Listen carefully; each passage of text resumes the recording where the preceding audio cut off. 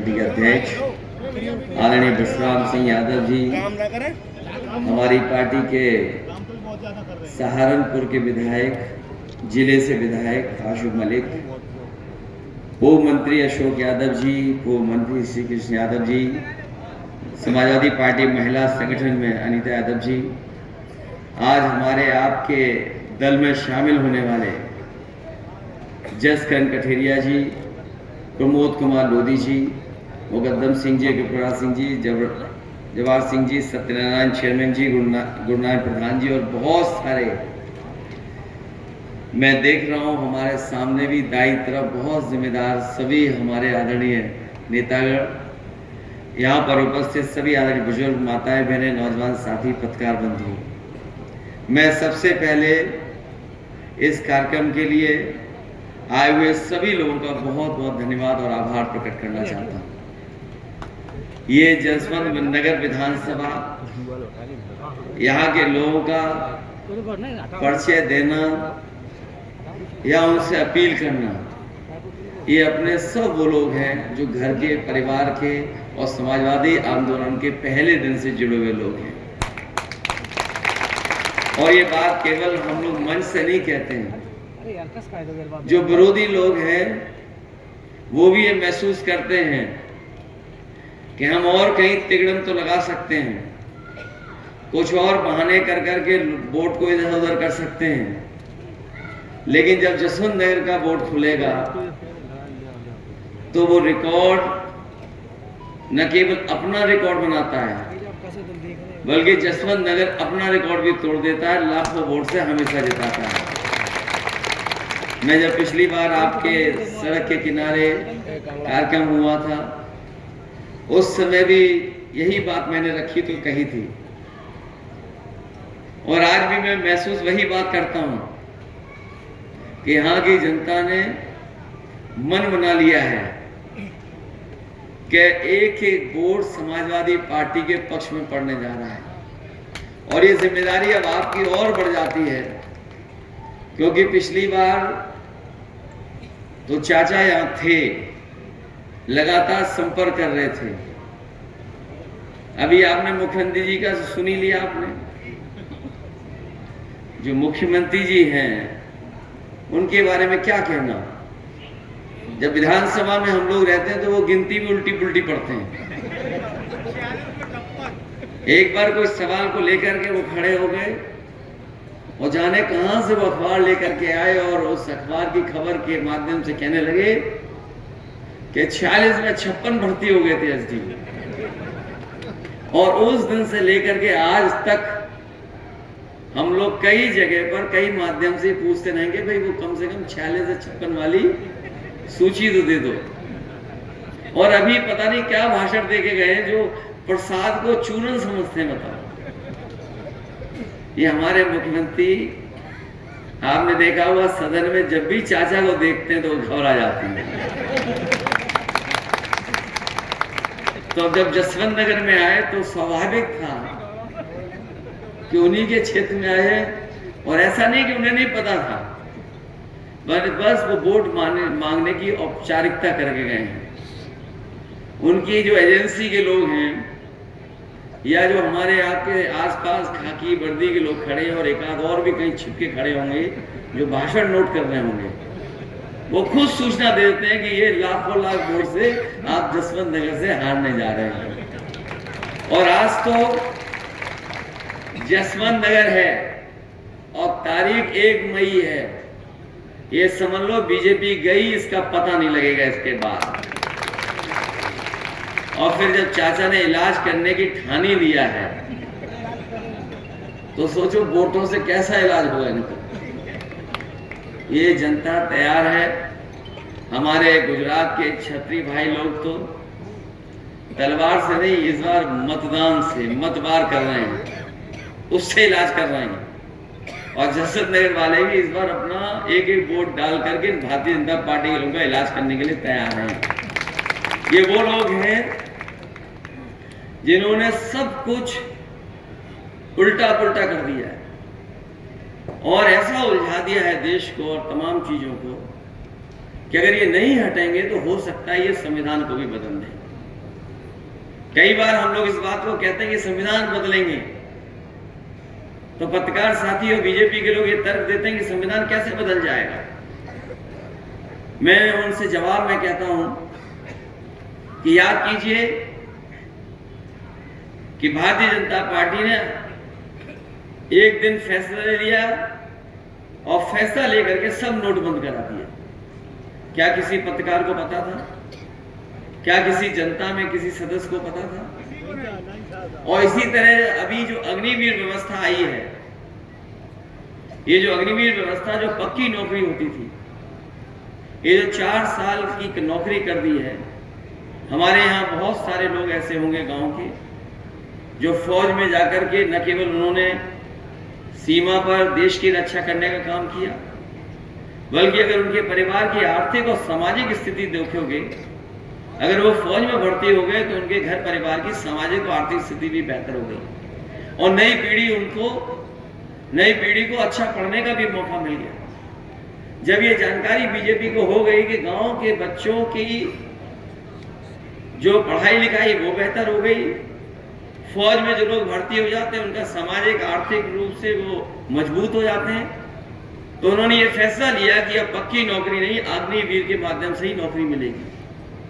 हम अपने तमाम नौजवानों को कहना चाहते हैं इस मौके पर कि समाजवादी सरकार और इंडिया गठबंधन की सरकार आएगी, ये जो आधी अधूरी 4 साल की नौकरी दी है खत्म हो जाएगी और जो पहले व्यवस्था थी कि नौकरी पूरी मिलती थी और पेंशन और सुविधाएं मिलती थी, वही इंतजाम करने का काम करेंगे।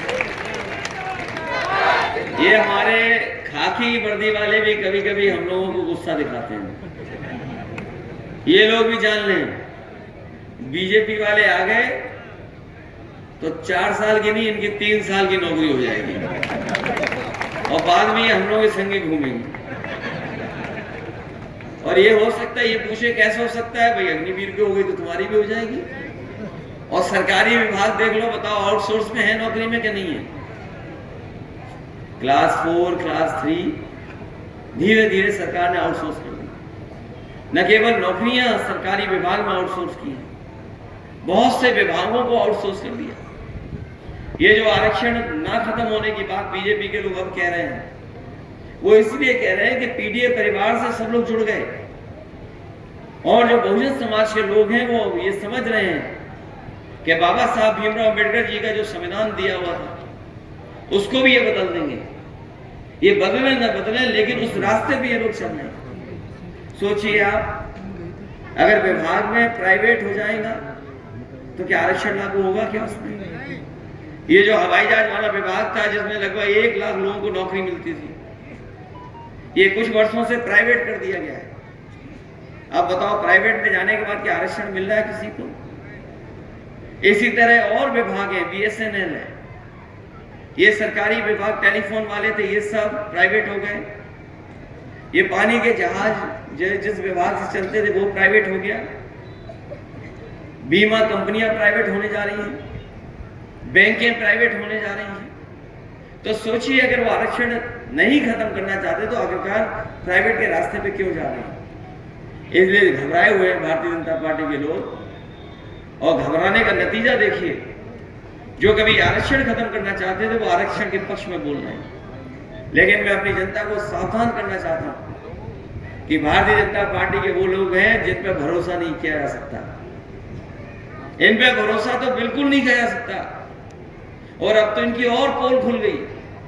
ये अलग बात है कि इलेक्टोरल बॉन्ड जो आए थे उससे तो पोल खुली इनकी, जहां पर इन्होंने चंदा नहीं वसूला था पैसा। हम और आप लोग एक दूसरे का सहयोग मदद करते तो क्या थोड़ा बहुत चंदा देते हैं? कभी 500 रुपए, 1000, 2000, 5000, बहुत संपन्न होंगे तो लाखों में दे सकते हैं। लेकिन इस तरीके से कोई चंदा नहीं देता था। सब सीमाएं लांगे भारतीय जनता पार्टी के लोग और दबाव बना करके अपने सरकारी विभागों का, सोचिए कितना चंदा लिया इन्होंने। कई ऐसी कंपनियां हैं जिनके पास मुनाफा नहीं है, जिनके पास कोई कारोबार नहीं है, टर्नओवर नहीं है, लेकिन उसके बावजूद भी अपने टर्नओवर से ज्यादा चंदा दिया है। और कोई कल्पना नहीं कर सकता था कि 1,000 करोड़, 500 करोड़, 400 करोड़, 300 करोड़ तक चंदा दिया है। और ये बात मैं इसलिए कह रहा हूं, ये जो महंगाई दिखाई दे रही है वो महंगाई वसूली के कारण भी है। जो कंपनी, जो उद्योगपति अगर चंदा और वसूली के नाम पर पैसा दे देंगे सरकार को, तो बताओ मुनाफा कमाएंगे कि नहीं कमाएंगे? ये मुनाफे की वजह से महंगाई है। और आपने तो अपने बीच देखा है, जैसे हमने और आपने पुराने लोगों ने बाजार में पार्ले जी का बिस्किट पैकेट देखा होगा। पहले कितना बड़ा पैकेट आता था, पहले इतना बड़ा पैकेट। जैसे जैसे महंगाई बढ़ी और कंपनी को मुनाफा कमाने के लिए फैसला लेना पड़ा तो पैकेट छोटा होता चला गया। अब बताओ पैकेट कितने का मिलता है? अब 5 बिस्किट का पैकेट हो गया। पहले इतना बड़ा था, अब इतना बड़ा हो गया। और ये सरकार में आ गए तो हो सकता है 1 बिस्किट का ही पैकेट बना देंगे। और आपने तो खुद देखा है, बताओ बोरी से कितनी खाद चोरी हो गई। पहले 5 किलो और फिर अब कितनी और चली गई? 5 किलो और चली गई। ये सरकार में आ गए तो और 5 किलो चली जाएगी। बाद में आपको हो सकता है खाद पौष में लानी पड़े। ये स्थिति पैदा कर दी उन्होंने। और जिसको लेकर के ये बहुत प्रचार करते थे, अब वो बात खुल गई। फिर ये लोग हमें और आपको सबको वैक्सीन लगवा रहे थे और जबरदस्ती वैक्सीन लगवा रहे थे। हमें लगता बहुत कम लोग होंगे जो हमारे जैसा फैसला लिए होंगे कि वैक्सीन नहीं लगवाएंगे। हमारे जैसे कमी बचे होंगे। मैंने नहीं लगवाई, तो मैं तो डॉक्टर ने मना की होगी, तो एक तो हमने नहीं लगवाई। अब तो बात खुल गई ना। और सोचिए कंपनी को क्या कहना पड़ गया। कंपनी ने खुद हाई कोर्ट में कहा कि हाँ, इस वैक्सीन के बाद लोगों का हार्ट अटैक या हार्ट संबंधी बीमारियां बढ़ी हैं। अब सोचिए जिनके घर में सर्टिफिकेट होंगे, जो वैक्सीन के सर्टिफिकेट आप लोगों ने रखे हुए हैं, उसको देख करके आप वोट किसको डालोगे? आप जब सर्टिफिकेट दिखाई देगा तो कोई भी भारतीय जनता पार्टी को वोट नहीं दे सकता। अलग तरह की चिंता डाल दी मन में कि पता नहीं कल क्या हो जाएगा। तभी तो क्या कहते थे कि अफसर ढूंढना चाहिए, कोई नारा दिया था उस समय उन्होंने। तो सोचिए क्या अफसर ढूंढा उन्होंने कि वैक्सीन वालों से भी इन्होंने चंदा वसूल लिया।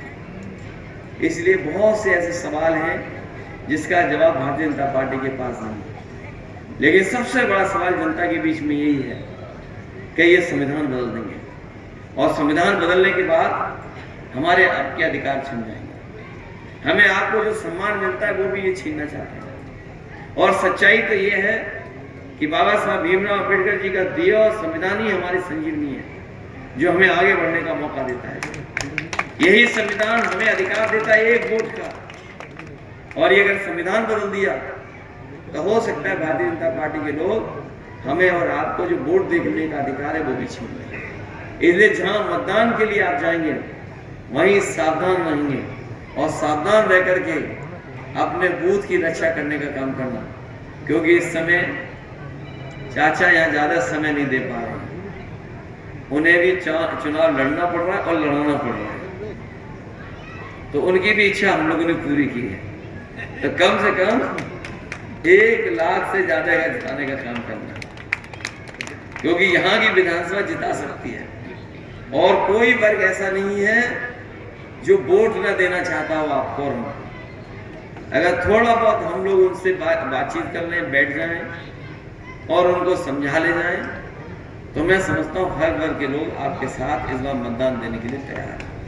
वो खुद महसूस कर रहे हैं महंगाई, बेरोजगारी और तमाम चीजें, क्योंकि इतनी महंगाई कभी नहीं हुई जितनी सरकार में होगी। जब आज हम और आप लोग 1 मई को है, ये हमारे मजदूर भाई जानते होंगे, आज का दिन पूरी दुनिया में याद करता है मजदूरों को। तमाम उन लोगों को याद करता है जिनका योगदान है काम कर करके समाज देश को आगे बढ़ाने के लिए। ये जो लेबर डे है, आज की तारीख के दिन योगदान, संघर्ष और उनके किए हुए कामों से जो तरक्की हो रही है उसको सब याद करते हैं। जो साथी कानून को समझते होंगे, इन्होंने कोरोना की आड़ में लेबर लॉ, जिसके लिए मजदूरों को अधिकारों को पाने के लिए मजदूरों को न जाने कितना संघर्ष करना पड़ा था। दुनिया में जहां जहां मजदूर संगठन थे, उन्होंने कई मौकों पर संघर्ष किया। न जाने कितनी बार उन्हें पुलिस से झगड़ा होने की वजह से जाने खोई। न जाने कितने पुलिस के लोग इस आंदोलन में शहीद हुए। उसके बाद जो लेबरों को अधिकार मिले थे, मजदूरों को अधिकार, इन भारतीय जनता पार्टी के लोगों ने कोरोना की आड़ में उन कानूनों को भी ऐसा कर दिया है कि अब लेबर के पक्ष में वो कानून नहीं है। तो सोचिए, आड़ में क्या नहीं कर सकते ये लोग। इन्होंने छिप करके हमारे तमाम मजदूरों को जो कई सौ वर्षों के संघर्ष के बाद जो अधिकार मिले थे, जो उन अधिकारों को छीनने भी काम किया है। इसलिए इनसे सावधान रह करके इन भारतीय जनता पार्टी को हटाने का काम करना। जो पहले और दूसरे चरण के वोट पड़े हैं, उस चरणों में भारतीय जनता पार्टी और उनके सहयोगी लोग बहुत पीछे छूट गए। इसीलिए उन्होंने अपना 400 पार का नारा बदल दिया। न केवल नारा बदला है, बल्कि उनके भाषणों में आप देखो क्या भाषा का इस्तेमाल हो रहा है। जो भाषा बोली जा रही है वो लोकतंत्र में कोई स्वीकार नहीं कर सकता। और जिस तरह के शब्दों का इस्तेमाल किया जा रहा है, अगर उन्हीं शब्दों को और उन चीजों का अगर आकलन निकालें और बैंकों से अगर आंकड़े निकालें, तो शायद भारत में सबसे ज्यादा गरीबों ने सोना रख करके कर्ज लिया होगा। सबसे ज्यादा बैंकों से लोगों ने, गरीबों ने कर्ज अगर लिया है तो सोना रख करके कर्ज लिया। और यही बीजेपी के लोग जो बड़े बड़े लोगों का कर्ज माफ कर चुके हैं, और इतना नहीं, छोटा मोटा कर्ज नहीं माफ किया है, लगभग 16 लाख करोड़ कर्ज माफ कर चुके उद्योगपतियों का। इसलिए गठबंधन ने और इंडिया गठबंधन ने तय किया है, समाजवादी पार्टी ने फैसला लिया है कि इस बार दिल्ली की सरकार बनेगी तो अपने किसानों का पूरा कर्जा माफ होगा। जिस तरीके से उद्योगपतियों का कर्जा माफ हुआ है, उनका करोड़ों का कर्जा माफ हुआ है, हमारे किसानों का तो लाखों का है, करोड़ों का किसी का नहीं है। जब बीजेपी ने कर्ज माफ करने का फैसला लिया तो इन्होंने जो मानक तैयार किए वो ये कहा कि 5 करोड़ से ऊपर जिन्होंने कर्ज लिया उनका कर्ज माफ होगा। यहां जितने लोग बैठे हैं, आसपास जितने लोग होंगे, किसी का भी करोड़ों में कर्ज नहीं होगा, लाखों में कर्ज होगा। कि हमारे गरीब छूट जाए, किसान छूट जाए, गांवों में रहने वाले छूट जाए, उनका कर्ज ना माफ करना पड़ेगा। इसलिए बीजेपी ने जब कर्ज माफ किया तो यह फैसला लिया कि 5 करोड़ से ऊपर जिन लोगों का कर्ज है वो कर्ज माफ होगा। हम समाजवादी और इंडिया गठबंधन के लोग कहते हैं जो किसानों का लाखों लाख कर्ज है वो पूरा माफ करने का काम करेंगे। अगर उद्योगपतियों का माफ हो सकता है तो किसानों का भी हमारा माफ होगा। इसी तरह राशन को लेकर के इन्होंने गरीबों से वोट ले लिया। पिछला चुनाव था तो राशन में न जाने क्या क्या दे रहे थे, और अब जो राशन आ रहा है उसमें बताओ क्या आ रहा है। ये आपका स्वास्थ्य बेहतर करने के लिए दे रहे हैं। सोचो, पहले दे रहे थे रिफाइंड तेल, नमक और न जाने क्या क्या देना चाहते थे। वोट दे लिया, सरकार बन गई, अब बताओ राशन में क्या दे रहे हैं। वो इसलिए बात दे रहे कि आपका स्वास्थ्य बेहतर हो। और ये हम अपने गरीबों को कहना चाहते हैं, न केवल राशन की गुणवत्ता बेहतर करेंगे, बल्कि जिस तरीके से संपन्न लोग या जो शहर में रहने वाले लोग पैकेज्ड आटा खा रहे हैं, वो स्वादिष्ट भी है या उसमें गुणवत्ता भी है, पौष्टिक भी है।